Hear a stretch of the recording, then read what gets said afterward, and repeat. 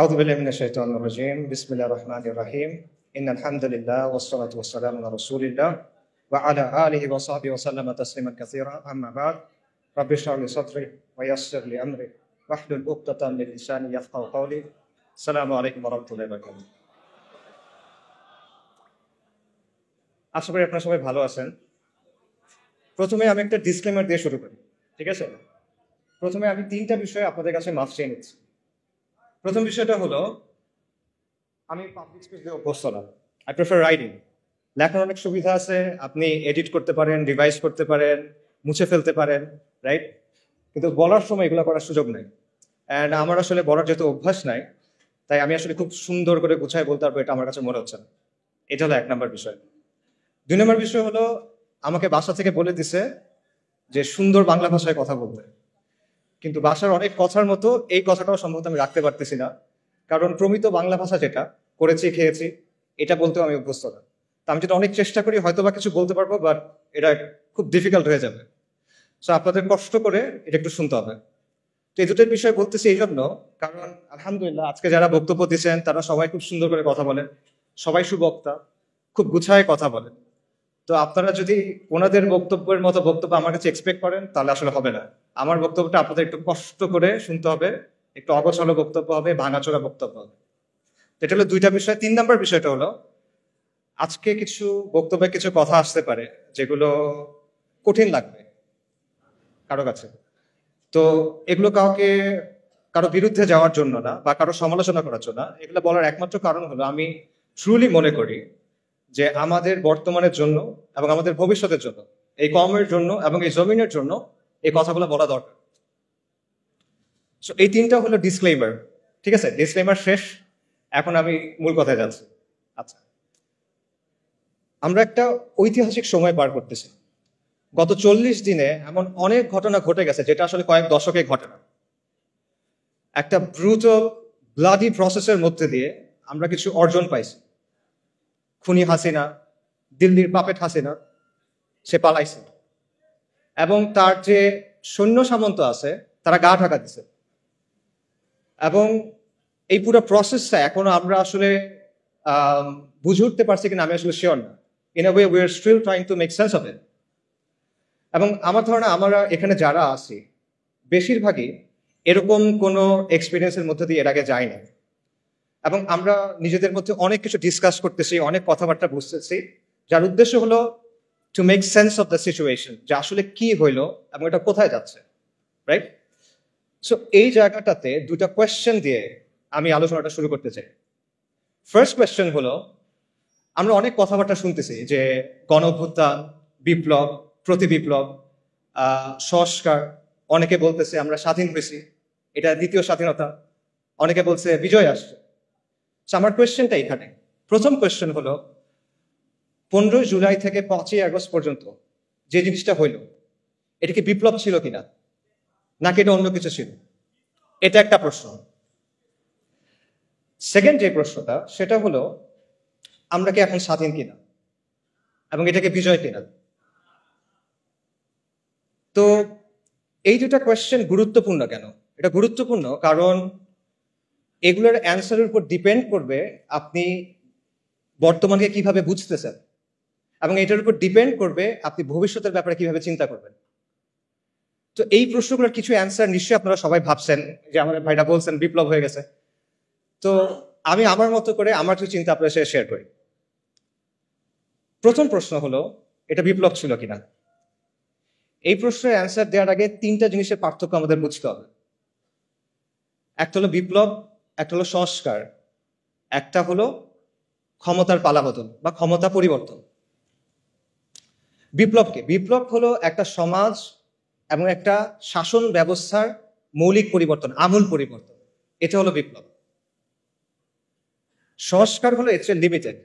সংস্কারের ক্ষেত্রে একটা বিরাজমান কাঠামো থাকে, বিদ্যমান কাঠামো থাকে, সেটার মধ্যে কিছু পরিবর্তন হয়, কিছু মেরামতি হয়, কিছু পুনর্গঠন হয়। এটা হলো সংস্কার। আর ক্ষমতার পালাবদল, এটা আপনারা সবাই বোঝেন, একজন গেল আরেকজন আসবে, দ্যাটস ইট। আচ্ছা, তাও আমি বোঝানোর জন্য একটা এক্সাম্পল দিই। মনে করেন রাষ্ট্র ক্ষমতা হলো একটা চেয়ারের মতো বা একটা সিংহাসনের মতো। এই সিংহাসনের উপরে শাসক বসে থাকে। এখন আপনি এসে শাসককে এখান থেকে নামায় ফেললেন, ধাক্কা দিয়ে টেনে যেভাবে ইচ্ছা নামায় ফেললেন। এটা কি? এটা হলো সরকার পতন। আপনি তারপর চেয়ারে বসে গেলেন, এটা কি? ক্ষমতা দখল। চেয়ারে বসার পর আপনি চেয়ারটা রেনোভেট করলেন, নতুন করে বার্নিশ করলেন, নতুন করে রং করলেন, কোনো জায়গায় ছিঁড়ে গেছিল সেলাই করলেন, কোনো জায়গায় ঘুণ পোকা ছিল আপনি ওটা চেঞ্জ করলেন। এটা হলো সংস্কার। কিন্তু বিপ্লব কি?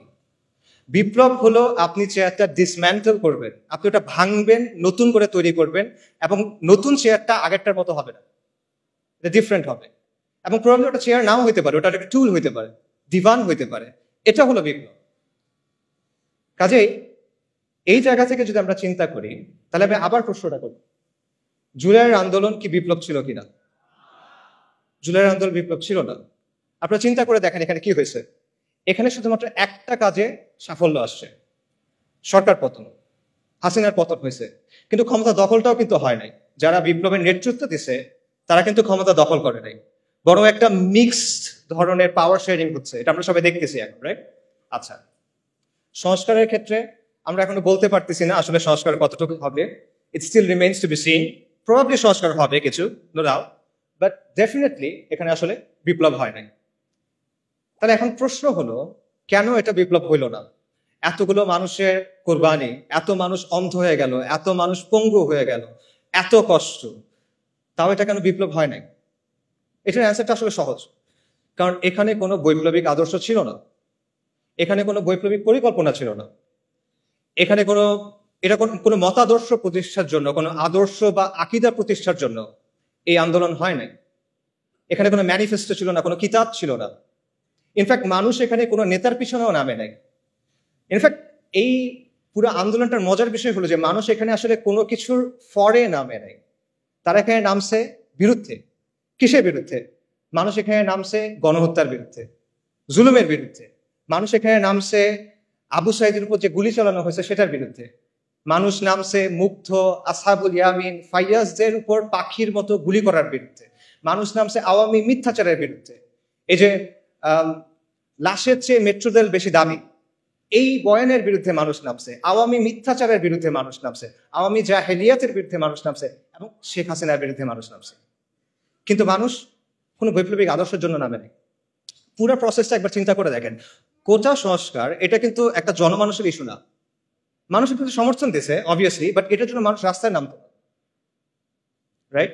কিন্তু মানুষ শেষ পর্যন্ত নামলো কেন? কারণ হাসিনার লাগাম ছাড়া বক্তব্য, তার একটার পর একটা ব্লান্ডার, তার ব্রুটাল রিপ্রেশন, এসবের কারণে শেষ পর্যন্ত মানুষ চিন্তা করলো যে এবার একটা এসপারোসর হইতে হবে, শি মাস্ট গো। এভাবে আসলে একটা দেশ চলতে পারে না। এই কারণে মানুষ নামছে। এবং বেসিক্যালি শেখ হাসিনা পুরা দেশের মানুষকে তার বিরুদ্ধে আসলে ঐক্যবদ্ধ করছে। এটা ছিল এই বিপ্লবের গ্লু, মানে সরি, এই মুভমেন্টের গ্লু।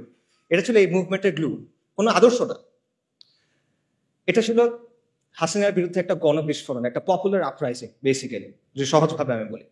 মানুষের দীর্ঘদিনের জমে থাকা যে ক্ষোভ, রাগ, এই জুলুম মানুষ সহ্য করতে আর পারতেছে না, এবং মানুষের মনে হচ্ছে যে এইভাবে আসলে আমরা থাকতে পারবো না। এই কারণে মানুষ রাস্তায় নেমে আসছে। এবং আমি এই কথাটা লিখছি এবং এটা বারবার বলি, এবং আমি এটা আসলেই বিশ্বাস করি যে এই আন্দোলনের মূল উস্কানিদাতা শেখ হাসিনা, এটার প্রধান সমন্বয়ক শেখ হাসিনা, এটার প্রধান স্থপতি শেখ হাসিনা, এটার প্রধান ইঞ্জিন বা চালিকা শক্তি শেখ হাসিনা। শেখ হাসিনাকে ছাড়া এই আন্দোলন কখনো সরকার পতনের দিকে যায় না। আপনারা চিন্তা করে দেখেন, 30শে জুলাই সে যদি সবগুলা দাবি মেনে নেয়, কি হয় তারপর? সরকার পতন হয়? হয় না সরকার পতন। তাদের ফেরত যেতে হইতো তখন। সব দাবি মেনে নিচ্ছে, এখন তুমি কি করবে? তার ফেরত যেতে হবে। হয়তোবা তারা কয়েক মাস পর নতুন কোনো আন্দোলন নিয়ে আসতে পারতো, সেটা ডিফারেন্ট কথা, কিন্তু আন্দোলন ওখানে শেষ হয়ে যায়। কিন্তু শেখ হাসিনা কি করলো? সে আলটিমেটলি এটাকে পতনের দিকে নিয়ে গেল। তার যে হিউব্রিস, তার যে অ্যারোগেন্স, তার যে অহংকার, এটা আলটিমেটলি তাকে পতনের দিকে নিয়ে গেল। এবং এইখানে আমি আসলে ফিরআউনের সাথে একটা মিল দেখতে পাই। ফিরআউনের কথাটা চিন্তা করে যে বনী ইসরাইল যখন লোহিত সাগরের সামনে গেল, মুসা আলাহিস সাল্লামের পেছনে পেছনে, সাগর ভাগ হয়ে গেল, বনী ইসরাইল সাগরের মধ্যে চলে যাচ্ছে। ফিরআউনের কি দরকার ছিল তার পেছনে পেছনে যাওয়ার? সে কি গেইন করতো এখানে? বনী ইসরাইল তো চলে যাচ্ছে। বনী ইসরাইল তার পাওয়ার জন্য কোনো চ্যালেঞ্জ না, বনী ইসরাইল তার সিংহাসন নিতে চায় না। কিন্তু সে কেন যাচ্ছে? সে দেখতেছে তার সামনে একটা সমুদ্র লিটারালি ভাগ হয়ে গেছে, একটা সুপার ন্যাচারাল ইভেন্ট তার সামনে ঘটতেছে। সে বুঝতেছে এটা দুনিয়াবি কোনো শক্তির কাজ না। তাও সে কি করতেছে? তার মনে হলো যে না, এর পিছিয়ে আমি যাই। এটা কেন? এটা তার অ্যারোগেন্স। সেই তো বলছিল আনা রাব্বুকুমুল আ'লা। এটা তার অহংকার, এবং এই অহংকারটাই তার পতন নিয়ে আসছে। এবং সেম ব্যাপারটা আমি বলবো যে শেখ হাসিনার ক্ষেত্রে হয়েছে। আল্লাহ এইভাবেই তার পতনটা রাখছেন। এটা কদর আল্লাহ। এই আন্দোলন নিয়ে অনেক ধরনের তত্ত্ব আছে, অনেক ধরনের ষড়যন্ত্র তত্ত্ব আপনারা শুনবেন। যেমন ধরেন, কেউ আমেরিকার কথা বলবে, কেউ কালার রেভলিউশনের কথা বলবে, কেউ এনইডির কথা বলবে। এবং এই কথাগুলোর যে একেবারে মেরিট নাই আমি সেটাও মনে করি না, এখানে কিছু মেরিট থাকতে পারে। But at the end of the day দুটো পয়েন্ট আমাদের স্বীকার করতে হবে। সে দুটো পয়েন্ট হলো, শেখ হাসিনার বিরুদ্ধে পুরা বাংলাদেশের অধিকাংশ মানুষ একসাথে হয়ে গেছিল, একটা ইজমা হয়ে গেছিল যে she must go. And second পয়েন্টটা হলো, দুনিয়া চালায় কে? আল্লাহ। আল্লাহ মালিকুল মুলক, আল্লাহ আল জব্বার আল মুতাকাব্বির, এবং আল্লাহ আল লতীফ আস-সাতুর। ওয়াল্লাহু গালিবুন আলা আমরি ওয়ালাকিন আকসারান নাসি লা ইয়ালামুন। আল্লাহ তার কর্ম সম্পাদনে প্রবল, যদি অধিকাংশ মানুষ তা জানে না। অনেক মানুষের অনেক পরিকল্পনা থাকে, মাখলুকের অনেক পরিকল্পনা থাকে, অনেক ষড়যন্ত্র থাকে, but at the end of the day কার ইচ্ছা বাস্তবায়ন হয়? ওয়া মাকারু ওয়া মাকরুল্লাহ ওয়াল্লাহু খায়রুল মাকিরিন। সবাই পরিকল্পনা করে, আল্লাহও পরিকল্পনা করে, আল্লাহর পরিকল্পনা বাস্তবায়ন হয়। ওয়ালা গালিবা ইল্লাল্লাহ ওয়া হুয়া আলা কুল্লি শাইইন কাদির। সো এই বিষয়টা আমাদের মাথায় রাখা দরকার। আমরা যেন একটা ব্যালেন্স পজিশনে থাকি। ব্যাপারটা যেন এমন না হয় যে আমরা চিন্তা করতেছি যে কেউ সেভিয়ার আসছে আসমান থেকে নেমে বাংলাদেশকে অনেক কিছু করে দিবে, এরকম কিছু আমরা চিন্তা করার দরকার নাই। আবার আমাদের এটাও চিন্তা করার দরকার নাই যে সবকিছুই মনে হয় ইলুমিনাতি করে বা আমেরিকা করে বা অমুক কেউ করে। ব্যাপারগুলো আসলে এরকম না। দুনিয়া কন্ট্রোল করেন আল্লাহ। যাই হোক, আমি মূল আলোচনায় যদি ফেরত চাই, আমরা শুরু করছিলাম একটা প্রশ্ন দিয়ে, এটা বিপ্লব কিনা? এটা বিপ্লব না। এটা ছিল শেখ হাসিনার বিরুদ্ধে গণবিস্ফোরণ। এটা ছিল হাসিনার পতনের ব্যাপারে মানুষের মধ্যে যে মনোভাব অলরেডি চলে আসছিল, সেটা একটা বাস্তবায়ন। এবং এই জন্যই মানুষ যখন বুঝতে পারছে যে আলটিমেটলি আর কোনো অপশন নেই, আমাদের রাস্তায় নেমে যেতে হবে, তখন হাসিনার পতনটা নির্ধারিত হয়ে গেছে। এটা হয়তো একদিন পরে হয়েছে, এক সপ্তাহ পরে হয়েছে, এটা এক বছর পরে হইতে পারতো, বাট প্রসেসটা শুরু হয়ে গেছিল। এবং একই কারণে এখন আমরা অনেক ধরনের কথা শুনতেছি যে সাহি সেকুলারিজম আসতে হবে, সাহি লিবারাল ডেমোক্রেসি আসতে হবে। এই ব্যাপারগুলো আসলে আসবে না। কেন আসবে না? কারণ মানুষ এগুলোর ব্যাপারে কেয়ার করে না। মানুষ এগুলো আসলে বোঝেও না, যারা বোঝে তারা চায়ও না। এগুলো হলো ৭২-এর সংবিধানের মতো একটা বিষয়, যেটা আপনি মানুষের গায়ের উপর রেখে চালাই দিচ্ছেন। But at the end of the day the people don't care about this things. So ultimately অনেক কথাবার্তা আমরা শুনবো, নয়া রাজনৈতিক বন্দোবস্ত, তারপর সেকুলারিজম, ভালো সেকুলারিজম, লিবারাল ডেমোক্রেসি, বাট এগুলো আসলে আসবে না। কিছু সংস্কার হয়তো আসতে পারে, কিছু সংস্কার আসতে পারে। প্রবাবলি আমরা হয়তো দেখতে পাবো যে কেউ 2 টার্মের বেশি প্রধানমন্ত্রী হবে না, এরকম কিছু হতে পারে। প্রধানমন্ত্রীর অফিস এবং প্রেসিডেন্টের অফিস একটা পাওয়ার ব্যালেন্স হয়তো আসতে পারে, এটা হতে পারে, সমস্যা নেই। বাট অনেক গ্রাউন্ড ব্রেকিং কোনো চেঞ্জ আসবে এটা মনে করার কারণ আমি দেখি না। এটা হলো ফার্স্ট কোয়েশ্চেনের অ্যান্সার। সেকেন্ড কোয়েশ্চেন যেটা, সেটা হলো এটা কি বিজয় কিনা, এটা কি স্বাধীনতা কিনা? এই প্রশ্নের অ্যান্সারটা আসলে অলরেডি স্পষ্ট হয়ে যাওয়া উচিত। তাও এটা আসলে বিজয় না, এটা সর্বোচ্চ একটা আংশিক বিজয় আমরা বলতে পারি, বাট এটা কোনো অর্থেই, কোনো সেন্সে এটা সামগ্রিক বিজয় হইতে পারে না। এটা কেন পারে না? এটার অনেকগুলো রিজন আছে, বাট আমি কিছু রিজন একটু আগে আলোচনায় চলে আসছে, বাট আমি আরো কয়েকটা রিজন বলি। প্রথম কারণটা হলো পোস্ট কলোনিয়াল স্টেট, উত্তর ঔপনিবেশিক রাষ্ট্র, একটা কঠিন বাংলা শব্দ। এটা একটা কারণ যে এই কাঠামোটা রেখে আপনি আসলে কখনো স্বাধীন হতে পারবেন। এটা মানে কি? এটা মানে সহজভাবে বলি, এক সময় এটা ছিল আমাদের রাজত্ব, এটা আমাদের রাজত্ব ছিল। এটা পারফেক্ট ছিল না, এখানে অনেক সমস্যা ছিল, কিন্তু এটা আমাদের রাজত্ব ছিল। কিন্তু তারপর ফিরিঙ্গিরা আসছে, ব্রিটিশরা আসছে, ইউরোপিয়ানরা আসছে, এবং তারা এসে আমাদেরকে তাদের গোলাম বানাইছে, তারা এসে আমাদেরকে তাদের দাস বানাইছে, এবং তাদের একটা সিস্টেম আমাদের উপর চাপাই দিছে। এইটাই হলো কলোনিয়াল রাষ্ট্র। এবং এই কলোনিয়াল রাষ্ট্রের মূল উদ্দেশ্য হলো দুটা, একটা হলো কন্ট্রোল, একটা হলো এক্সপ্লয়টেশন, নিয়ন্ত্রণ এবং শোষণ। আর কোনো উদ্দেশ্য নেই। কলোনিয়াল যে ব্যুরোক্রেসি বা আমলাতন্ত্র, এটার উদ্দেশ্য ছিল এই দুটা। কলোনিয়াল যে পুলিশ, এটার উদ্দেশ্য ছিল এই দুটা। কলোনিয়াল যে সেনাবাহিনী, এটার উদ্দেশ্য ছিল এই দুটা। আজকে ফিরিঙ্গিরা নাই, ওরা চলে গেছে, অনেক আগেই চলে গেছে, কিন্তু ওদের যে সিস্টেম সেটা রয়ে গেছে। আজকে আমাদের যে ব্যুরোক্রেসি আছে সেটা কলোনিয়াল ব্যুরোক্রেসির কন্টিনিউয়েশন, ধারাবাহিকতা। আজকে আমাদের যে পুলিশ বাহিনী আছে সেটা কলোনিয়াল পুলিশ বাহিনীর ধারাবাহিকতা, এবং উপমহাদেশের যে সেনাবাহিনীগুলো আছে এগুলো সবগুলো ব্রিটিশ ইন্ডিয়ান আর্মির ধারাবাহিকতা। এটা ভেঙেই মানে এটা থেকেই পাকিস্তান আর্মি এবং ইন্ডিয়ান আর্মি হয়েছে, এবং দেন সেখান থেকে বাংলাদেশ আর্মি হয়েছে। এগুলো হিস্টোরিক্যাল ফ্যাক্ট, কেউ ডিনাই করতে পারবে না। সো যেই কাঠামোটা তৈরি হয়েছিল নিয়ন্ত্রণের জন্য এবং কন্ট্রোল করার জন্য, সেই কাঠামোটাকে রেখে দিয়ে আপনি আসলে কিভাবে স্বাধীন হবে, কিভাবে বিজয়ী হবে, এটা পসিবল না। এটা গেল একটা রিজন। আরেকটা রিজন হলো মডার্ন স্টেট ইটসেলফ। এই যে আমি নিয়ন্ত্রণের কথা বললাম আর শোষণের কথা বললাম, এটা কিন্তু শুধু কলোনিয়াল রাষ্ট্রের বৈশিষ্ট্য না, এটা মডার্ন স্টেটেরও বৈশিষ্ট্য। আধুনিক যে রাষ্ট্র সেটা ইনহেরেন্টলি একটা ডমিনেটিং, কন্ট্রোলিং, অথরিটেরিয়ান মেশিনারি। এটা এমন একটা যন্ত্র যার উদ্দেশ্য হলো শোষণ করা এবং নিয়ন্ত্রণ করা। এবং এটা শুধুমাত্র আমাদের মতো তৃতীয় বিশ্ব বা গ্লোবাল সাউথের দেশগুলোর জন্য না, এটা পুরো বিশ্বে। আমাদের দেশে একটা ধারণা আছে যে হাসিনার যে সেকুলারিজম ওইটা ছিল ভাইভ সেকুলারিজম বা মওদু সেকুলারিজম, আর আমেরিকাতে যেটা আছে বা ইংল্যান্ডে যেটা আছে বা মতান্তরে ফ্রান্সে যেটা আছে এটা হলো সাহি সেকুলারিজম। কিন্তু এই যে নিয়ন্ত্রণের ব্যাপারটা, কন্ট্রোলের ব্যাপারটা, এটা সেখানেও আছে। এটা নিয়ে অনেক একাডেমিক আলোচনা আছে, আমি সেই আলোচনায় যাব না। আমি আপনাদের একটা এক্সাম্পল দিব, যে এক্সাম্পলটা আপনারা সবাই দেখছেন। সেটা হলো কোভিড। কোভিডের কথা চিন্তা করে দেখেন, বিশেষ করে লকডাউন এবং ভ্যাকসিনের কথা। আচ্ছা, সেকুলারিজম এবং লিবারাল ডেমোক্রেসি আপনাকে অনেক সুন্দর সুন্দর কথা বলবে, স্বাধীনতা, অধিকার, এরকম অনেক কথা বলবে। বাট লকডাউনের সময় কি হয়েছে চিন্তা করে দেখেন তো।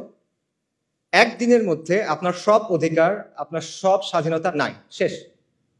আপনি ঘরের বাইরে যেতে পারবেন না, চাকরিতে যেতে পারবেন না, মসজিদে যেতে পারবেন না। কারো বাপ মারা গেছে, সে বাপকে দাফন করতে যেতে পারতেছে না। কারো বাচ্চা হসপিটালে, সে তার কাছে যেতে পারতেছে না। এটা কি? এটা টোটাল কন্ট্রোল আপনার জীবনের উপরে। এবং আমরা দেখছি যেখানে রাষ্ট্র যত শক্তিশালী সেখানে লকডাউন তত টাইট। আমাদের মতো দেশগুলোতে রাষ্ট্র পুরোপুরিভাবে অতটা শক্তিশালী না, যে কারণে আমরা কিছুটা মুভমেন্টের সুযোগ পাইছি। কিন্তু আপনি যদি ওয়েস্টের দিকে তাকান, দেখবেন সেখানে এক্সট্রিমলি টাইট ভাবে লকডাউনগুলো এনফোর্স করা হয়েছে। তো এই যে লকডাউন, এটা কিন্তু আপনি দেখেন, এটা আপনার সমস্ত অধিকার, স্বাধীনতাকে নিয়ন্ত্রণে নিয়ে ফেলা হলো। এটা একটা ডিপ্রেশন, এটা একটা কর্তৃত্ববাদ, এবং এটা সেকুলার ডেমোক্রেসিগুলাই করতেছে। এবং এর মধ্যেও আমরা দেখছি যে দুটা অংশ হয়ে গেছে, যে সাধারণ মানুষ লকডাউনের মধ্যে বাসায় বসে আছে, পাগল হয়ে যাচ্ছে, সর্বশান্ত হয়ে যাচ্ছে। অন্যদিকে এলিট যারা, তারা পার্টি করে বেড়াচ্ছে, এরকম খবর আসে, খবরে পার্টি করে বেড়াচ্ছে। ওদিকে মানুষজন মেন্টাল হেল্পলাইনে ফোন করতে করতে এই হয়ে যাচ্ছে, শহীদ হয়ে যাইতেছে, এরকম একটা অবস্থা। আচ্ছা, এরপর দেখেন লকডাউনের পর কি আসলো? ভ্যাকসিন। ভ্যাকসিন না নিলে আপনি দুনিয়াতে অচল, আপনার ভ্যাকসিন নিতেই হবে। আপনার শরীরের মধ্যে আপনি একটা আনটেস্টেড এক্সপেরিমেন্টাল ড্রাগ নেবেন, এখানে আপনার কোনো সে নাই। আপনাকে বেসিক্যালি কোয়ার্স করা হলো এটা নেওয়ার জন্য, নইলে আপনি হজেও যেতে পারবেন না, এরকম একটা অবস্থা, তাই না? তো এর যে টোটাল কন্ট্রোল আর কি হইতে পারে? এটা কোনো মেটাফরিক্যাল কন্ট্রোল না, এটা কোনো রূপক কন্ট্রোল না, এটা রিয়েল কন্ট্রোল। আপনার চলাফেরাকে কন্ট্রোল করতেছে, আপনার শরীরের মধ্যে আপনি কি দিবেন সেটাকে কন্ট্রোল করতেছে। এবং এই সব কিছু কে করতেছে? সেকুলার রাষ্ট্র। যে সেকুলার রাষ্ট্র সাপোজিটলি আপনাকে কি দেয়? স্বাধীনতার অধিকার দেয়। এটা হলো তার অবস্থা। আধুনিক রাষ্ট্রের যে তত্ত্ব, এটার অন্যতম জনক বলা হয় থমাস হবসকে, ব্রিটিশ ফিলোসফার। থমাস হবস রাষ্ট্রকে কল্পনা করছিল লেভায়াথান হিসেবে। লেভায়াথান মানে কি? লেভায়াথান হলো একটা পৌরাণিক জীব, একটা মিথোলজিক্যাল, একটা মিথিক্যাল ক্রিচার। বাইবেলে এটার কথা আছে। এটা হলো একটা সামুদ্রিক জীব যেটার আকার অত্যন্ত বড়, এটাকে হারানো যায় না, এটা এতটা বড়, ওভারকাম করা পসিবল না। তো হবস রাষ্ট্রকে চিন্তা করছিল একটা দানবীয় শক্তি হিসেবে, এবং বাস্তবে তাই হয়েছে। রাষ্ট্র একটা দানবীয় শক্তিতে পরিণত হয়েছে, একটা সর্বব্যাপী ভয়ঙ্কর দানবে সে পরিণত হয়েছে, যে নিজেই আইন বানায়, যে নিজেই আইনের ব্যাখ্যা করে এবং যে নিজেই আইনের প্রয়োগ করে। রাষ্ট্রের উপরে কোনো রেফারেন্স নাই, সবার উপর রাষ্ট্র সত্য, তাহার উপর নাই। রাষ্ট্র হলো অ্যালফা এন্ড দি ওমেগা, এরকমই অবস্থা।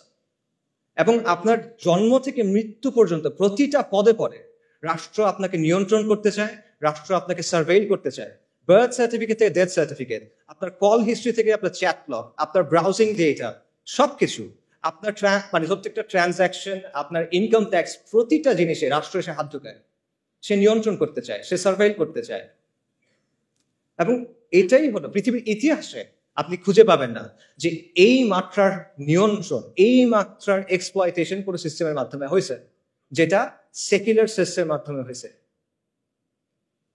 কাজেই এবং এটাই হলো আসলে আধুনিক রাষ্ট্রের সভরেন্টির অর্থ। সার্বভৌমত্বের কথা আমরা বলি না, এটাই হলো সার্বভৌম শক্তির সত্যিকারের অর্থ। সার্বভৌম শক্তির প্রকৃত রূপ হলো এটা। যারা আপনারা জানতে চান এই ব্যাপারে, একজন জার্মান ফিলোসফার ছিল কার্ল শ্মিট, আপনারা তার লেখা পড়ে দেখতে পারেন, সেই ব্যাপারটা খুব ডিটেলে আলোচনা করছে। আজ পর্যন্ত এটা কোনো রিফিউটেশন আসে নাই, কারণ এটাই বাস্তব, এটি সভরেন্টির অর্থ। কাজেই আধুনিক রাষ্ট্রের মধ্যে আপনি আসলে কখনো মুক্তি পাবেন না, বিজয় পাবেন না। আধুনিক রাষ্ট্র আপনাকে কি দিবে? সে আপনাকে গাঁজা খাওয়ার স্বাধীনতা দিবে, মদ খাওয়ার স্বাধীনতা দিবে, জিনা করার স্বাধীনতা দিবে, এলজিবিটির স্বাধীনতা দিবে। এগুলো দিয়ে সে আপনাকে ভুলায় রাখবে, কিন্তু আসল স্বাধীনতা সে আপনাকে দিতে পারবে না। মজার ব্যাপার হলো, আজকে আমাদের এখানে যারা অনেক বৈপ্লবিক কথাবার্তা বলতেছে, তাদের দাওয়াতের মধ্যে আসলে বৈপ্লবিক কিছু নাই। তারা বেসিক্যালি ওয়েস্ট থেকে ধার করা কিছু টার্মিনোলজি এবং কিছু ধারণা প্রচার করতেছে, এবং এমন সব টার্মিনোলজি এবং ধারণা যেগুলো ওয়েস্টে অলরেডি অবসলিট হয়ে গেছে, তামাদি হয়ে গেছে। ওয়েস্টে আপনি দেখেন liberal democracy is on the retreat. পুরা পশ্চিমা বিশ্বে এখন একদিকে ফার রাইট, অন্যদিকে ফার লেফট, অর্থাৎ উগ্র ডানপন্থী এবং উগ্র বামপন্থীদের উত্থান হচ্ছে, এবং এই দুটার মাঝখানে যেটা আছে ভ্যানিলা, সেটা হলো লিবারাল ডেমোক্রেসি। এটার আবেদন হারাচ্ছে। এবং মাল্টিপোলার বিশ্বের কথা আপনারা সবাই শোনেন, মাল্টিপোলার বিশ্বে লিবারাল ডেমোক্রেসির ভাত নাই, এবং এটার যে বয়ানগুলো আছে অলরেডি এগুলো সব ভেঙে যাচ্ছে। লিবারাল ডেমোক্রেসির প্রধান একটা বয়ান হলো মানবাধিকার। গাজা জেনোসাইডে আমরা দেখছি যে মানবাধিকার বলে আসলে কিছু নাই। গাজাতে কি হয়েছে আমরা জানি, এটা আসলে বলতে গেলে ট্রমাটিক একটা এক্সপিরিয়েন্স হয়ে যাবে। মানে বাবা তার বাচ্চার কাছে গেছে, বাচ্চার ডেড বডি নাই, পলিথিনের ভিতরে করে সে ছিন্ন বিচ্ছিন্ন কিছু অংশ নিয়ে আসতেছে। মানবাধিকার কোথায়? যারা মানবাধিকার কথা সবচেয়ে বেশি বলে তারা হলো ইসরায়েলকে উইপেন্স দিচ্ছে, পলিটিক্যাল ক্লাউড দিচ্ছে, রাইট? সো মানবাধিকার কোথায়? মানবাধিকার বেসিক্যালি একটা আদর্শিক হাতিয়ার, যেটা ইউজ করে ওয়েস্ট তাদের জিওপলিটিক্যাল ইন্টারেস্ট অ্যাডভান্স করে, তাদের নিজেদের স্বার্থ হাসিল করে। একই কথা আন্তর্জাতিক আইনের ক্ষেত্রে। কই আন্তর্জাতিক আইন? কই? ইসরায়েল নানা জায়গায় গিয়ে অ্যাটাক করতেছে, কনসুলেটের ভেতরে গিয়ে অ্যাটাক করছে, যেটা কখনো হয় নাই। কই আইন কোথায়? নাই আইন। এগুলো রেটরিক, যেগুলো ওয়েস্ট তাদের ইচ্ছা মতো ইউজ করে তারপর ফালায় দেয়।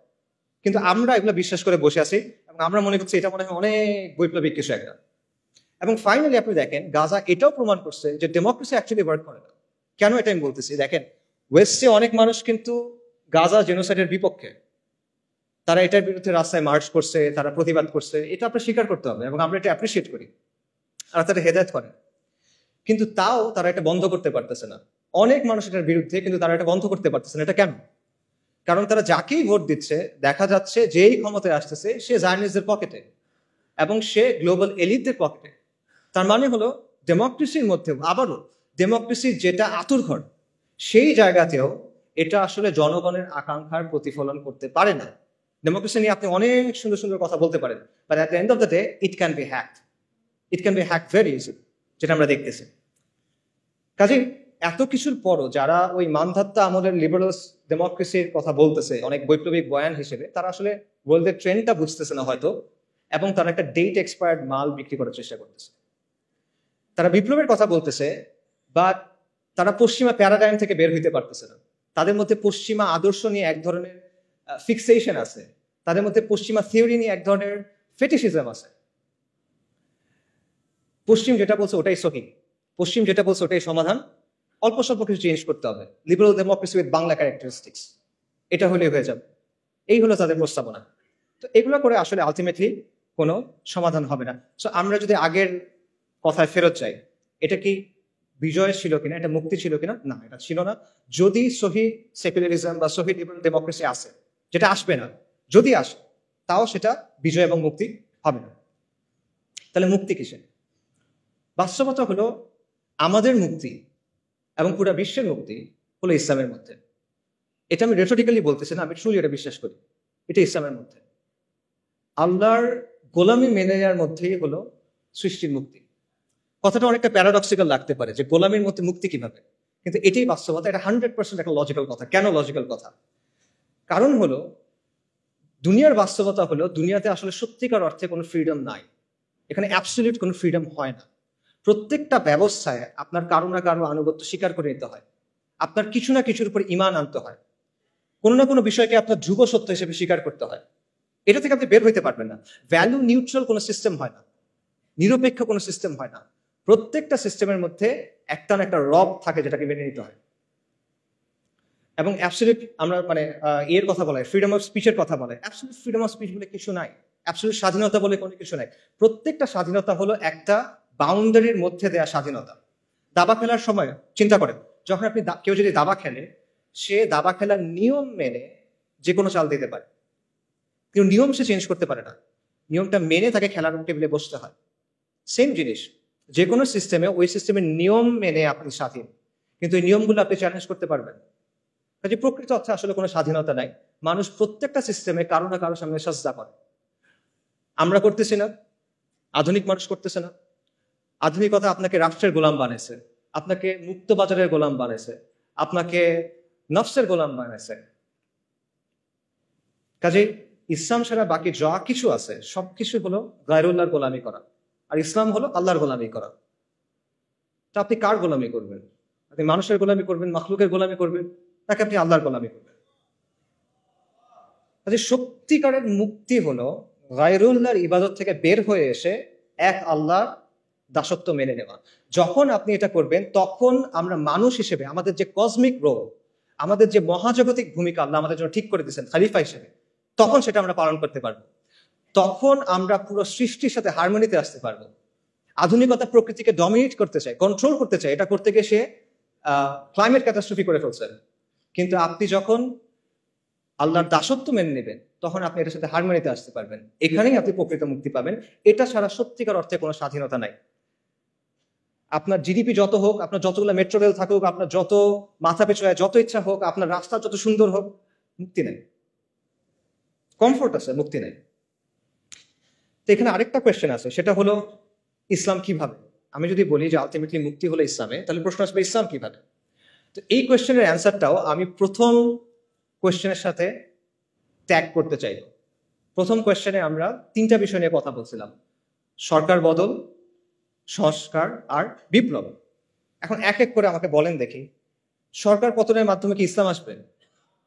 না, আসা সম্ভব না। এটা একটা সরকার গিয়ে আরেকটা সরকার আসবে, আসলো তো ইসলাম আসবে না। আচ্ছা আমাকে বলেন, সংস্কারের মধ্য দিয়ে আসবে কিনা? সংস্কারের মধ্যে এটা সম্ভব না, কারণ আপনি যে সিস্টেমটার মধ্যে আছেন সেটা হলো একটা সেকুলার লিবারাল, একটা সেকুলার ব্যবস্থা। এই ব্যবস্থাটা মৌলিকভাবে ইসলামের সাথে সাংঘর্ষিক। এখন আপনি কিভাবে সংস্কার করে করে এটাকে ইসলামে নিয়ে যাবেন? ইটস পসিবল না। আমি আপনাকে একটা এক্সাম্পল দিই। সংস্কারের সবচেয়ে বহুল ব্যবহৃত পদ্ধতি কি? ডেমোক্রেসি। ডেমোক্রেসি হলো ইনহেরেন্টলি একটা রিফর্মিস্ট অ্যাপ্রোচ, একটা রিফর্মিস্ট মেথড। ডেমোক্রেসিতে কি করা হয়? একটা ব্যবস্থার মধ্যে মৌলিক বিষয়গুলোর ব্যাপারে আমরা একমত, এর মধ্যে আমরা কিছু পরিবর্তন আনতে চাই, কিছু বিষয়ে মতপার্থক্য আছে, এগুলো আমরা সলভ করতে চাই। এই জায়গায় ডেমোক্রেসি কাজ করে, এবং ডেমোক্রেসি কাজ করে ইনক্রিমেন্টাল বা গ্র্যাজুয়াল চেঞ্জের মাধ্যমে। এখন আপনি আমাকে বলেন, আপনি কিভাবে অ্যাকচুয়ালি এই প্রসেসে সেকুলার রাষ্ট্র থেকে ইসলামী ব্যবস্থায় যাবেন? আমি আপনাদের বাংলাদেশের এক্সাম্পল দিই। বাংলাদেশে যে ইসলামী দলগুলো আছে যারা ডেমোক্রেটিক পদ্ধতিতে অংশগ্রহণ করছে, তাদের সবার ভোট যদি আপনি মেলান কোনো একটা নির্বাচনে, 30টার মতো আসনও তারা পায় নাই। লেস দেন 30, 300টার মধ্যে লেস দেন 30, লেস দেন 10%। ওকে, আচ্ছা, তার মানে তারা যে এককভাবে ক্ষমতা যাবে এটাও আসলে ফিজিবল না। বাট তর্কের খাতিরে আমি ধরলাম এটা হইল। মনে করেন বাংলাদেশের কোনো একটা ইসলামী দল অথবা সবগুলো ইসলামী দলের কোনো একটা জোট, তার 160টা আসন পেয়ে গেল, ক্ষমতায় গেল, আলহামদুলিল্লাহ, অনেকে বলে ফেলবে ঠিক আছে গেল। তারপর কি হবে? তারপর কিভাবে ইসলাম আনবেন? আপনি সংবিধান পরিবর্তন করে করে আনবেন? পসিবল না। কি পরিবর্তন করবেন? আপনার সংবিধান আপহেল্ড করতে হবে।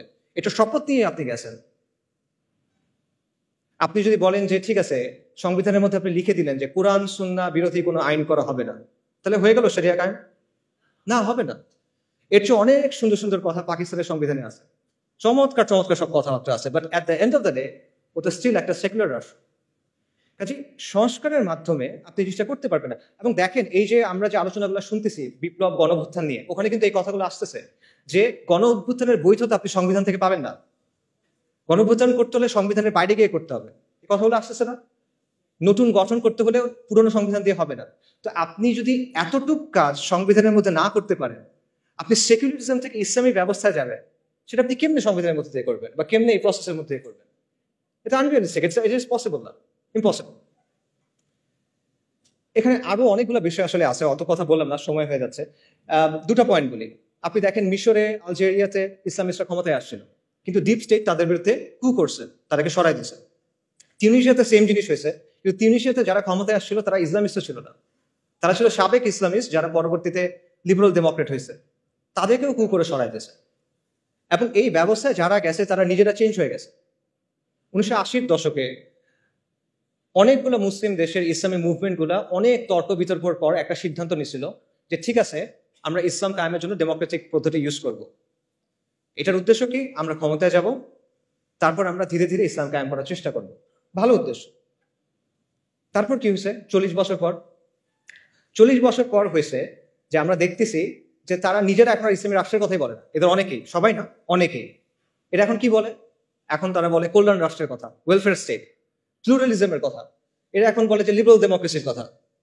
অর্থাৎ তারা সিস্টেমে ঢুকছিল সিস্টেমটা চেঞ্জ করার জন্য, সিস্টেমের জায়গায় আছে, তারা চেঞ্জ হয়ে গেছে।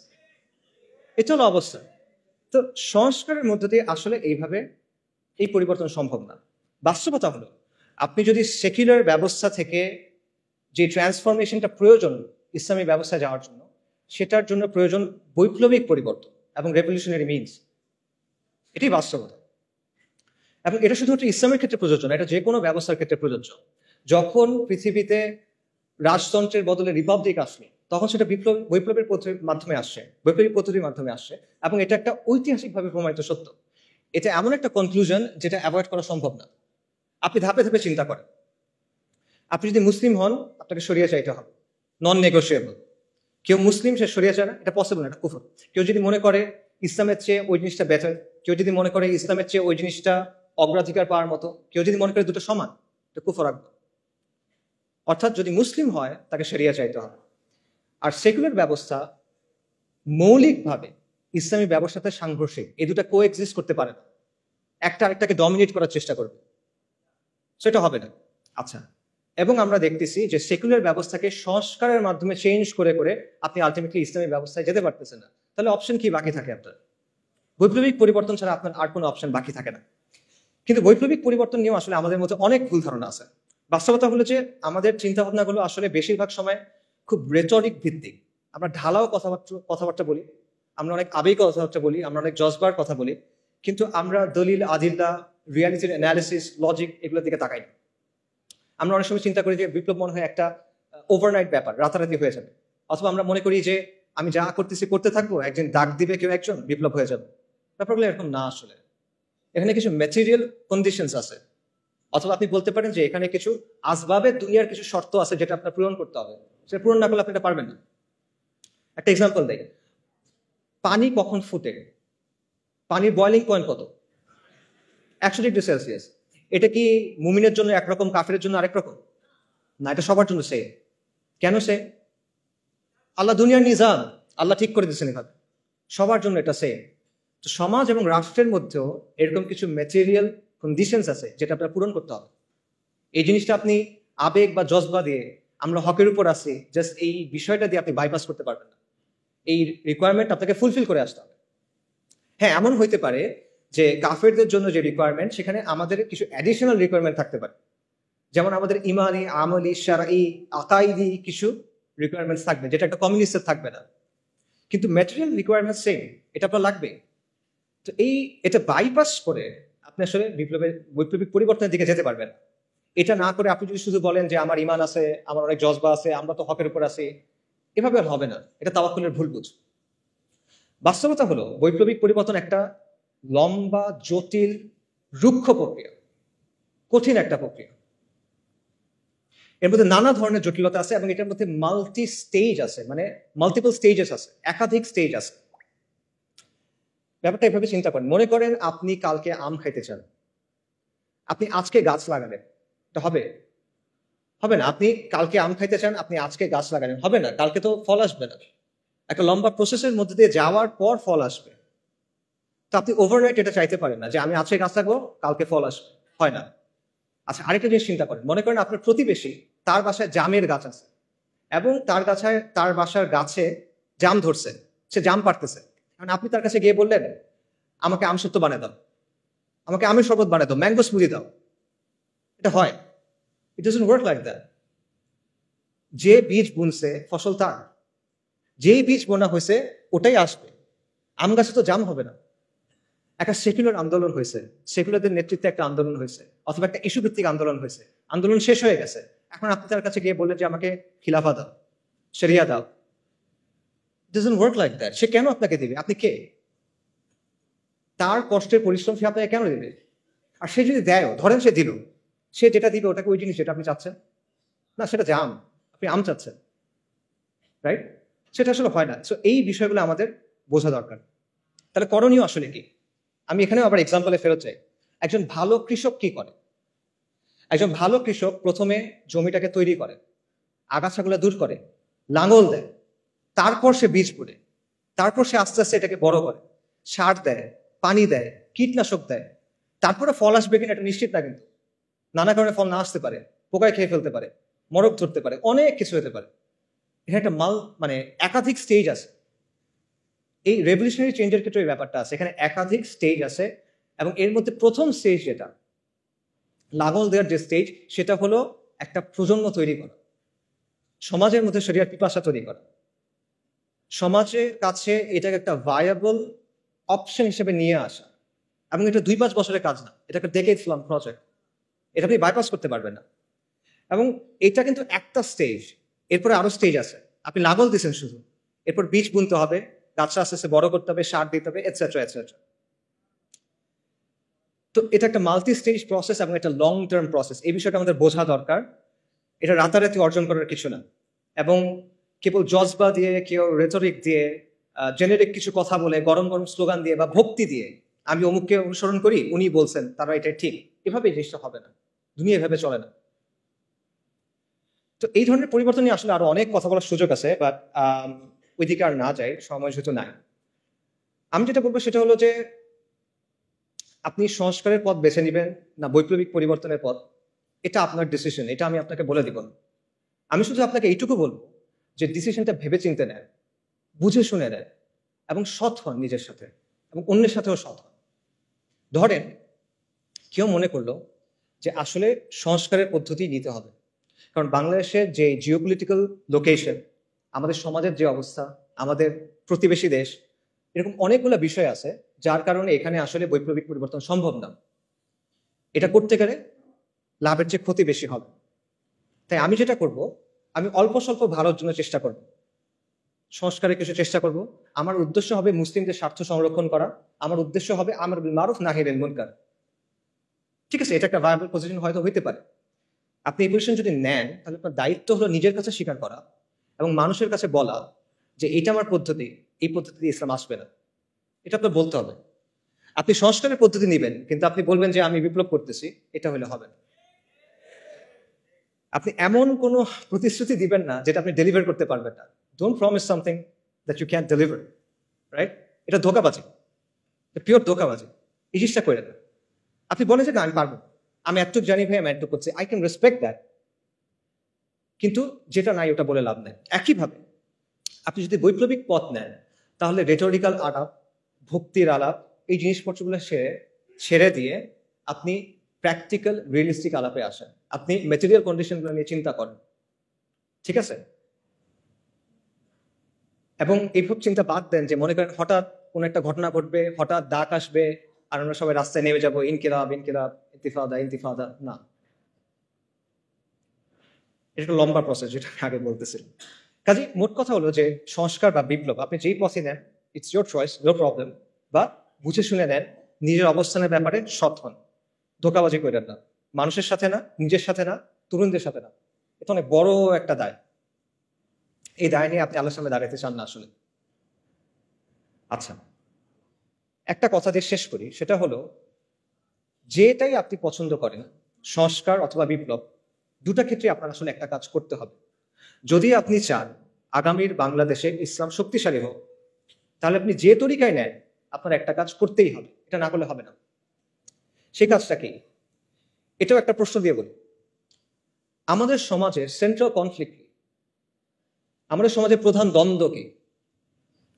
প্রধান দ্বন্দ্ব কি আমি বোঝাই। মনে করেন রাসূলুল্লাহ সাল্লাল্লাহু আলাইহি সাল্লাম যখন নবুয়ত পাইলেন, তখন পৃথিবীতে কিন্তু অনেক ঘটনা ঘটতেছিল। রোমান আর পার্সিয়ানদের মধ্যে যুদ্ধ চলতেছিল, ব্যাপক যুদ্ধ, অনেক বছর ধরে। আরবে বিভিন্ন রাজাদের মধ্যে যুদ্ধ চলতেছিল। জাজিরাতে কুরাইশদের বিভিন্ন গোত্রের মধ্যে রেষারেষি চলতেছিল, এটা আমরা জানি, বনু উমাইয়া, বনু হাশিম, নানা কাহিনী। আফ্রিকাতে অনেক সাম্রাজ্য ছিল, তাদের মধ্যে যুদ্ধ চলতেছিল। এইসবের মাঝখানে আপনি যদি ওই সময়ের একটা পেপার পাইতেন, মনে করেন ওইখানে আসলে রাসূলুল্লাহ সাল্লাল্লাহু আলাইহি ওয়াসাল্লামের নিউজটা যখন উনি নবুয়ত পাইছেন, এটা কোথায় আসতো? মনে করেন 8 নাম্বার পেজে ছোট্ট একটা ইঞ্চি করে একটা খবর আসতো, তাই না? কিছু না আসলে মনে করতে মানুষ, but at the end of the day এটাই ছিল মূল ঘটনা। যদি আমরা পৃথিবীর একটা হিস্ট্রি লিখি, রাসূলুল্লাহ সাল্লাল্লাহু আলাইহি ওয়াসাল্লাম হলেন বা আম্বিয়া কেরাম হলেন মূল ক্যারেক্টার, এবং তাদের সাথে যেগুলো ঘটতেছে এগুলো হলো মূল স্টোরি লাইন, বাকি সবকিছু হলো সাইড ক্যারেক্টার, সাইড কোয়েস্ট, পার্শ্ব চরিত্র, রাইট? তার মানে ওই সময় পৃথিবীতে মূল কনফ্লিক্ট কোনটা ছিল? ইমান বনাম শিরক, তাওহীদ বনাম শিরক, ইমান বনাম কুফর, দ্যাটস ইট। সিমিলারলি আপনার চিন্তা করতে হবে যে আমাদের সমাজে মূল কনফ্লিক্ট কোনটা। কারণ আপনি যখন মূল কনফ্লিক্টে ফোকাস করবেন, তখন আপনি একটা সমাজকে একটা পরিণতির দিকে নিতে পারবেন, নইলে পারবেন না। তো আমাদের সমাজে সেন্ট্রাল কনফ্লিক্ট কোনটা? আমরা অনেক কথাবার্তা বলি। আগে বলা হয়তো আওয়ামী লীগ বনাম বিএনপি, ভারত বনাম আমেরিকা, বা ভারত বনাম চায়না, শাহবাগ বনাম অ্যান্টাই শাহবাগ, ফ্যাসিজম বনাম অ্যান্টাই ফ্যাসিজম, অনেক কথা বলা হয়। But at the end of the day এগুলো কোনোটাই আমাদের সমাজের সেন্ট্রাল কনফ্লিক্ট না। এগুলো যদি সলভ হয়ে যায়, তাও আপনি বিজয় পাচ্ছেন না, মুক্তি পাচ্ছেন না, যেটার কথা আমরা বললাম। মনে করেন প্রো ইন্ডিয়া গভর্নমেন্ট চলে গিয়ে একটা প্রো আমেরিকান গভর্নমেন্ট আসলো, সমাধান হয়েছে? মনে করেন ফ্যাসিস্ট গভর্নমেন্ট চলে গিয়ে একটা অ্যান্টাই ফ্যাসিস্ট গভর্নমেন্ট আসলো, সমাধান হয়েছে? মনে করেন কালকে থেকে শাহবাগ নাই বাংলাদেশে, সমাধান হবে?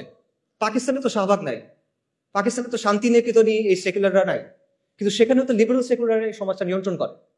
বাংলাদেশের আগে পাকিস্তানে ট্রান্সজেন্ডার আইন পাশ হয়ে গেছে, কিভাবে? সেখানে তো শাহবাগই নাই। সো শাহবাগি ভ্যানিশ করে দেন, আপনার সমস্যার সমাধান হচ্ছে না। সমাধান হলো মূল কনফ্লিক্টের জায়গাটা, এবং মূল কনফ্লিক্টটা হলো ইসলাম বনাম সেকুলারিজমের দ্বন্দ্ব, আল্লাহর আইন বনাম গায়রুল্লাহর আইনের দ্বন্দ্ব, আল্লাহর শরিয়া বনাম মানুষের শরিয়ার দ্বন্দ্ব, ইসলাম বনাম মানুষের বানানো তন্ত্র মন্ত্রের দ্বন্দ্ব। এটাই হলো মূল কনফ্লিক্ট। আল্লাহ আযজা ওয়া জাল্লা কোরআনে কি বলছেন? সব আম্বিয়া কিরামকে কোন দাওয়াত দিয়ে পাঠানো হয়েছে? নবী রাসূলকে কোন দাওয়াত দিয়ে পাঠানো হয়েছে? আল্লাহ বলছে, ওয়ালাকাদ বাআসনা ফি কুল্লি উম্মাতির রাসূলান আন ইবুদুল্লাহা ওয়াজতানিবুত তাগুত। আমি প্রত্যেক উম্মার কাছে রাসূল প্রেরণ করছি এই মর্মে যে তোমরা আল্লাহর ইবাদত করো, তাগুতকে বর্জন করো। কুফর বিত তাগুত ওয়া ঈমান বিল্লাহ। এখন আপনি আমাকে বলেন, যদি আপনি আল্লাহর উপর বিশ্বাস আনেন, তাহলে আপনি আল্লাহর আইনকে বাদ দিতে পারবেন? এটা পসিবল? পসিবল না। আপনি যদি আল্লাহর উপর বিশ্বাস আনেন, আপনি গায়রুল্লাহর আইন মেনে দিতে পারবেন? পসিবল না। তাহলে আপনি যদি ঈমান বিল্লাহ এবং কুফর বিত তাগুত চান, তাহলে অবশ্যই আপনাকে মানতে হবে যে ইসলাম এবং সেকুলারিজমের মধ্যে একটা প্রচন্ড দ্বন্দ্ব আছে, এবং এটাই আসলে সবচেয়ে বড় দ্বন্দ্ব। আপনাকে কেউ বাধ্য করতেছে না আজকে যে তুমি গিয়ে লাত মানাত উজ্জার সামনে গিয়ে সাজদা করো। কেউ আপনাকে বলতেছে না যে তুমি হুবলের সামনে গিয়ে একটা জিনিস কোরবানি করো, কেউ বলবে না। কিন্তু সে কি বলবে? আল্লাহর আইন ছাড়ো, গায়রুল্লাহর আইন ধর, সে এটা আপনাকে বলবে। সো এইটাই হলো সেন্ট্রাল কনফ্লিক্ট, এবং এই বিষয়টাকে আমাদের দাওয়ার মূল ভিত্তি বানাইতে হবে, এবং আমাদেরকে এটা সমাজের মূল প্রশ্নে পরিণত করতে হবে, যেটা আমরা পারি নাই। এখানে আমরা স্পেকটাকুলারলি ফেল করছি। বাংলাদেশের সাধারণ মানুষ যখন তার ভবিষ্যৎ নিয়ে চিন্তা করে, সে কি বলে দেখেন? সে কিসের কথা বলে? সে বলে ডেমোক্রেসির কথা, সে ভোটের কথা বলে, সে অর্থনীতির কথা বলে, কিন্তু সে কিন্তু শরিয়ার কথা বলে না। এটা সেকুলারদের সাফল্য যে তারা তাদের স্লোগান, তাদের চিন্তাগুলো মানুষের কাছে পৌঁছে দিতে পারছে, এবং আমাদের ব্যর্থতা যে এত ইম্পর্টেন্ট একটা বিষয় আমরা মানুষের কাছে পৌঁছে দিতে পারি নাই। কাজে যদি আমরা ইসলামের বিজয় চাই, তাহলে অথবা আমরা ইসলামকে শক্তিশালী করতে চাই, আবারও বলতেছি, আপনি সংস্কার চান অথবা আপনি বিপ্লব চান, এই কাজটা আপনার করতেই হবে। ইসলাম এবং সেকুলারিজমের মধ্যে যে দ্বন্দ্ব, এটাকে আপনার সমাজের সেন্ট্রাল কনফ্লিক্টে পরিণত করতে হবে। বাকি সবকিছু সেকেন্ডারি। হ্যাঁ, অবশ্যই ব্যক্তি পর্যায়ে আপনি দাওয়া করবেন ইমান, আমল, আকীদার, অফকোর্স এটা বাদ যাবে না। বাট যখন আপনি সামষ্টিক পর্যায়ে যাবেন, সমাজের কথা বলবেন, তখন এটা আপনার দাওয়ার মূল কেন্দ্র হতে হবে। পাশাপাশি আরেকটা জিনিস আপনাকে করতে হবে, সেটা হলো মানুষের জীবনের সাথে যে জড়িত যে বিষয়গুলো আছে, যেগুলো নিয়ে মানুষ কনসার্ন, সেগুলো নিয়ে আপনার কথা বলতে হবে, এবং সেটা বলতে হবে ইসলামের জায়গা থেকে। এবং এটাও নবী রাসূলদের দাওয়ার সুন্নাহ। নবী রাসূলগণ তাওহীদের দাওয়াত দিয়েছেন, অবশ্যই সত্য। একই সাথে তারা কিন্তু সমাজের জুলুম এবং অনাচারের বিরুদ্ধে কথা বলছেন। ফিরআউন বনী ইসরায়েলকে বন্দী করে রাখছিল, তাদের উপর জুলুম করতেছিল। আল্লাহ যখন মূসা আলাইহিস সালামকে ফিরআউনের কাছে পাঠালেন, মূসা আলাইহিস সালাম গিয়ে কি বললেন? আল্লাহর ইবাদত করো, আল্লাহর উপর ঈমান আনো, বনী ইসরায়েলের উপর জুলুম করা বন্ধ করো, বনী ইসরায়েলকে ছেড়ে দাও। লূত আলাইহিস সালাম তার কওমকে কি বললেন? যে তোমরা এই বিকৃত কাজ ছেড়ে দাও। তারা কিন্তু ঈমান আনে নাই তখন, তাও তিনি এটা বলতেছেন। শুআইব আলাইহিস সালাম মাদিয়ানবাসীকে কি বলছেন? যে তোমরা আল্লাহর উপর ঈমান আনো এবং ওজনে কম দিও না, পরিমাপে কম দিও না। কারণ ওটা ছিল ওই সমাজের সবচেয়ে বড় সমস্যা। কাজে এটা পরিষ্কার যে নবী রাসূলগণ শুধুমাত্র তাদের জাতিকে তাওহীদের দাওয়াত দেন নাই, পাশাপাশি সমাজের যে বিরাজমান সমস্যাগুলো ছিল, বড় বড় সমস্যা, সেগুলো নিয়ে তারা কথা বলছেন। এবং এটা আপনাকেও করতে হবে। এটা আম্বিয়া কেরামের দাওয়াত সুন্নাহ, এবং এটা আমাদের করতে হবে। আমরা বলি যে ইসলাম হলো কমপ্লিট কোর অফ লাইফ। তাহলে দ্রব্যমূল্যের সমস্যা, বেকারত্বের সমস্যা, যে বিষয়গুলো নিয়ে মানুষ পেরেশান থাকে, এগুলো ইসলামের মধ্যে নাই, এগুলো শরিয়ার বিষয় না। আপনি এগুলো নিয়ে কথা বলবেন না, কেন বলবেন না? তাহলে এটা Islamic complete core of life কিভাবে হইলো? আপনার কথা তো আপনার কাজের সাথে মিলবে না তখন। এই কাজটা আমাদের করতে হবে। এবং এটা শুধু, আবারও আমি বলতেছি, এটা শুধু ঢালাও বক্তব্য দিয়ে হবে না। আপনার প্র্যাকটিক্যাল সমাধান তার সামনে আনতে হবে, আপনার প্র্যাগম্যাটিক সমাধান তার সামনে আনতে হবে ইসলামের জায়গা থেকে। আপনি এটা বলতে হবে না যে ইসলাম সব সমস্যার সমাধান দেয়। আপনার বলতে হবে ইসলাম অমুক সমস্যার সমাধান এইভাবে দেয়, এবং এটা হলো বেস্ট সমাধান। এটা আপনার বলতে হবে। এবং এইভাবে, এমনভাবে আপনার মানুষের সামনে ইসলামী ব্যবস্থার একটা ভিশন তুলে ধরতে হবে, যাতে করে মানুষ যখন চিন্তা করে ভবিষ্যৎ নিয়ে, তখন সে মনে করবে যে হ্যাঁ, আমি শরিয়া চাই। এটা আমরা করি না। এখানে আমাদের অবস্থান জিরোর কাছাকাছি, হয়তো 1%, 100-র মধ্যে। আমার মনে হয় 1%ও না। সামারি করি, আপনার উদ্দেশ্য সংস্কার হোক অথবা বিপ্লব। যদি আপনি আগামীর বাংলাদেশে ইসলামকে শক্তিশালী করতে চান, আপনার দুটা কাজ করতেই হবে। প্রথম কাজটা হলো ইসলাম ও সেকুলারিজমের যে দ্বন্দ্ব, এটা সমাজের মূল দ্বন্দ্বে পরিণত করতে হবে। এটাকে দ্বন্দ্ব হিসেবে চিহ্নিত করতে হবে, এটাকে দাওয়ার মূল কেন্দ্রবিন্দু বানাতে হবে, এবং এটাকে সমাজের মূল প্রশ্নে পরিণত করতে হবে। কার্যকরীভাবে মানুষের কাছে সেটা আপনার পৌঁছায় দিতে হবে, এবং শুধুমাত্র সমালোচনার মাধ্যমে না, গঠনমূলক আলোচনার মাধ্যমে। শুধু সমস্যা নিয়ে কথা বললে হবে না, সমাধানের কথা বলতে হবে, এবং শরিয়াকে একটা ভায়াবল অপশন হিসেবে আপনি প্রেজেন্ট করতে হবে। দ্বিতীয়ত, সমাজের মধ্যে যে জুলুম আছে, যে অনাচার আছে, যে বিষয়গুলো নিয়ে মানুষ কনসার্ন, সেগুলো নিয়ে আপনার ইসলামের বেসিসে তার পাশে গিয়ে দাঁড়াইতে হবে, তার সাথে কথা বলতে হবে। এবং এই দুইয়ের সংমিশ্রণে আপনি সামাজিক শক্তি অর্জন করতে পারবেন। এবং এই জন্য আমাদের আসলে অনেক নতুন নতুন উদ্যোগ নিতে হবে, এবং আমাদের we have to think outside the box. আমাদের দেশে আলহামদুলিল্লাহ অনেক দিনই কাজ হয়, এবং এগুলো খুবই প্রয়োজনীয়, এগুলো চলো। কিন্তু আপনার এখানে একটা শূন্যস্থান আছে, এটা বুঝতে হবে। এই শূন্যস্থান পূরণ করার চেষ্টা করতে হবে, এবং এই জন্য অনেক ইনিশিয়েটিভ দরকার। এই জন্য প্রচন্ড ডেডিকেটেড ভাবে কাজ করার মানুষ দরকার, পাগল হয়ে কাজ করবে এমন মানুষ দরকার। You have to be relentless, you have to be tireless, and you have to be proactive. আর কোনো অপশন নাই আসলে। এবং এটার অংশ হিসেবে কিছু কিছু উদ্যোগ নেওয়া হচ্ছে। একটা উদ্যোগের কথা আপনারা হয়তো বা জানেন, একটা লিফলেট আপনারা পাইছেন, ইসলামিক সোশ্যাল অ্যাক্টিভিস্ট নেটওয়ার্ক। ইনশাল্লাহ এটার ব্যাপারে আপনারা এরপরে আরো জানবেন, এবং আমরা আশা করব যে আপনারা এটার সাথে থাকবেন, সামিল থাকবেন, এটাকে সাপোর্ট করবেন। এর পাশাপাশিও আসলে আরো অনেক ধরনের উদ্যোগ দরকার, এবং এখানে অনেক যোগ্য মানুষ আছেন, জ্ঞানীগুণী মানুষ আছেন। আমি বলবো আপনারা সবাই এই বিষয়গুলো নিয়ে চিন্তা করেন। আপনার কাজ করতে হবে, কাজ করার সময় এখন, এরপরে এটা আপনি আর পাবেন না। If not now then when. এখন যদি কাজ না করেন কখন করবেন? যদি আপনি না করেন তাহলে কে করবে? আমার কথা এতক্ষণ শোনার জন্য সবাইকে ধন্যবাদ। আমি স্পেসিফিক্যালি সিয়ানকে এবং রফিক ভাইকে ধন্যবাদ জানাবো অ্যারেঞ্জ করার জন্য। আর জুলাই আন্দোলনের সময় এবং এই বন্যার সময় আমাদের যারা মারা গেছেন, আমরা তাদের সবার রুহের মাগফিরাত কামনা করি। ওয়া আখিরু দাওয়ানা আলহামদুলিল্লাহি রাব্বিল আলামিন। আসসালামু আলাইকুম ওয়া রাহমাতুল্লাহি ওয়া বারাকাতুহু।